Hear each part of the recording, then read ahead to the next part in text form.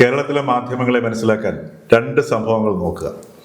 നടിയെ തട്ടിക്കൊണ്ടുപോയി ആക്രമിച്ച കേസ്, അതേപോലെ ഒന്നാം ഘട്ടം തെരഞ്ഞെടുപ്പ് നാളെ ആരംഭിക്കാൻ പോകുന്നു.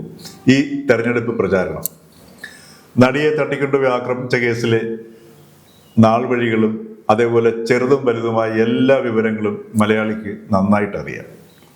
എന്നാൽ നാളെ ആരംഭിക്കുന്ന തദ്ദേശ തെരഞ്ഞെടുപ്പിൽ ഒരു വാർഡ് സഭയിലെ അംഗങ്ങൾ മുഴുവൻ ആ വാർഡിലെ വോട്ടർമാരാണെന്നുള്ള പ്രാഥമികവും അതേസമയം ഏറ്റവും സുപ്രധാനമായ വിവരം പോലും കേരളത്തിലെ ജനങ്ങളിലേക്ക് എത്തിക്കുന്നതിൽ 3 ദശാബ്ദമായിട്ടും ഇവിടുത്തെ മാധ്യമങ്ങൾ അമ്പേ പരാജയപ്പെട്ടു. ഉദാഹരണത്തിന് പാലക്കാട് ജില്ലയിലെ എലപ്പള്ളി പഞ്ചായത്തിലെ മണ്ണുക്കാട് വാർഡ്, ആ വാർഡിലാണ് സംസ്ഥാന സർക്കാർ വാശി പിടിച്ച് ബ്രൂവറി കൊണ്ടുവരാൻ ഉദ്ദേശിക്കുന്നത്.